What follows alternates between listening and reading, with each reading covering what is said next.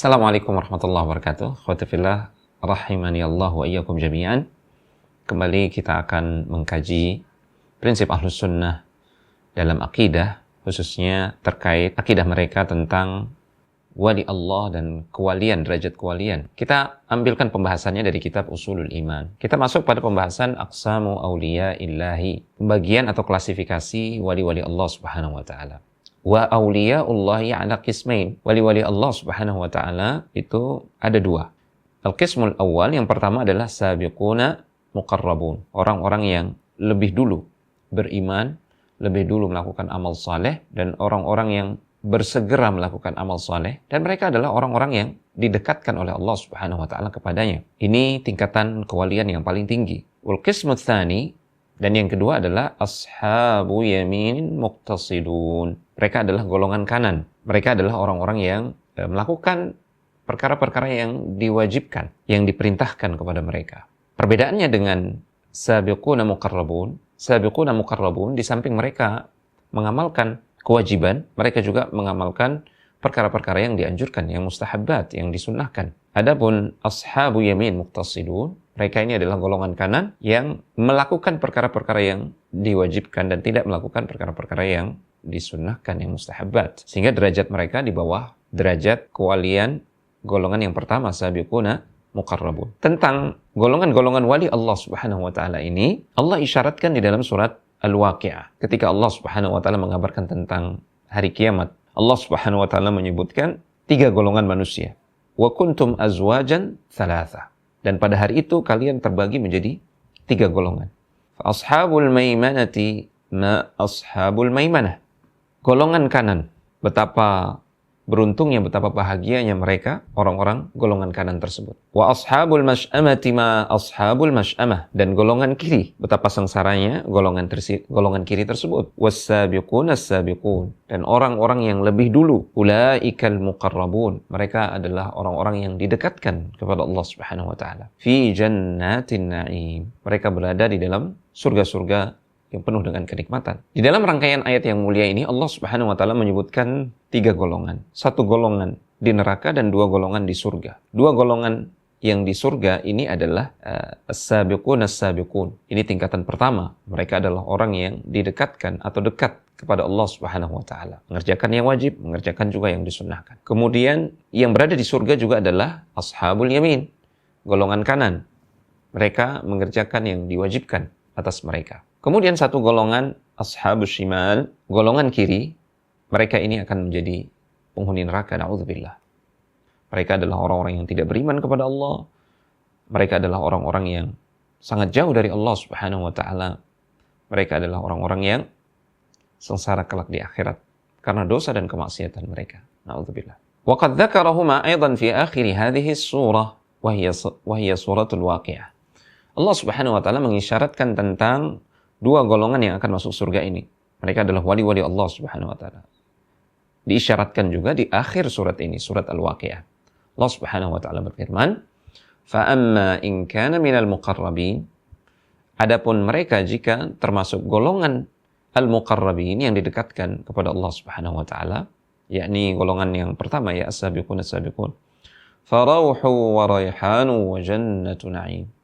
Maka sungguh mereka akan sangat bergembira, dan bagi mereka surga yang penuh dengan kenikmatan.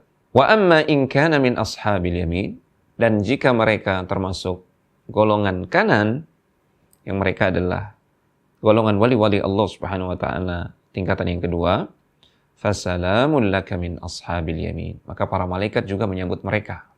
Para malaikat akan mengatakan, keselamatan atas kalian, wahai golongan kanan. Kalian aman, selamat, tidak masuk ke dalam neraka, dan kalian akan mendapatkan surga, atau kalian mendapatkan surga. Adapun dalam sunnah nabawiyah, maka Rasulullah SAW menyebutkan dua golongan wali-wali Allah ini di dalam sebuah hadis qudsi yang diriwayatkan oleh sahabat yang mulia Abu Hurairah radhiyallahu ta'ala anhu, di mana pada hadis tersebut Rasulullah SAW bersabda bahwasanya Allah Subhanahu wa taala berfirman, "Man 'adali waliyan faqad adantuhu bil harbi." Siapa yang memusuhi waliku, maka aku telah umumkan perang kepadanya. وَمَا تَقَرَّبَ إِلَيَّ عَبْدِي بِشَيْءٍ أَحَبُّ إِلَيَّ مِمَّا افْتَرَضْتُ عَلَيْهِ. Dan tidak ada amalan yang digunakan oleh hambaku untuk mendekatkan diri kepadaku yang lebih aku cintai melebihi kecintaanku kepada amalan-amalan yang aku wajibkan atasnya. Artinya Allah Subhanahu wa taala paling mencintai dari amalan seorang hamba, amalan-amalan yang diwajibkan, amalan-amalan fardu. Ini level teratas yang paling Allah cintai, yang digunakan oleh hamba untuk mendekatkan diri kepada Allah Subhanahu wa taala. Wa ma yazalu 'abdi yataqarrabu ilayya bin nawafil. Kemudian seorang hamba senantiasa menambah ketaatan dengan amalan-amalan yang nawafil, yang disunnahkan atau yang dianjurkan, hatta uhibbahu. Sehingga itu menjadikan aku mencintai dia. Saat Allah Subhanahu wa taala mencintai dia, fa idza ahbabtuhu kuntu sam'ahu alladhi yasma'u bihi.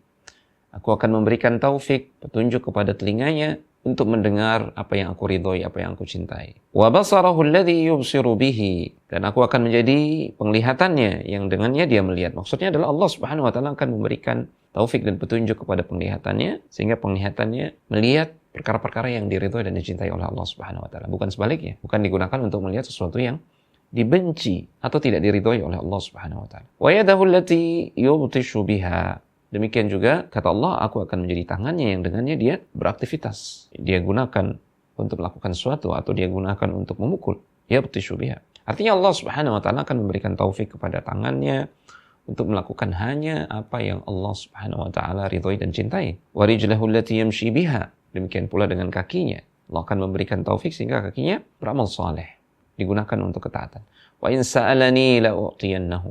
Kalau dia meminta kepadaku, maka pasti akan memberikan apa yang dia minta. Atau yang semisal dengan apa yang dia minta. Atau bahkan lebih dari apa yang dia minta. Atau Allah Subhanahu wa ta'ala akan menghindarkan dia dari kemudaratan yang setimpal atau sebanding dengan nilai apa yang dia minta. Wala in ista'adhani la u'idhannahu. Dan jika dia mohon perlindungan kepadaku, aku akan pasti melindungi dia, kata Allah Subhanahu wa ta'ala. Dan hadis ini sahih diriwayatkan oleh Al-Imam Al-Bukhari. Jelas sekali dalam hadis yang mulia ini mengisyaratkan wali-wali Allah Subhanahu wa taala itu ada dua golongan. Golongan yang pertama adalah yang mendekatkan diri kepada Allah Subhanahu wa taala dengan mengerjakan perkara-perkara yang wajib. Golongan yang berikutnya adalah yang mendekatkan diri kepada Allah Subhanahu wa taala dengan mengamalkan perkara yang wajib ditambah dengan ketaatan-ketaatan yang sifatnya mustahabbat, nafilah, amalan-amalan sunnah. Mereka inilah yang dicintai oleh Allah Subhanahu wa taala. Manakala Allah mencintai mereka, maka mereka adalah wali-wali Allah Subhanahu wa ta'ala.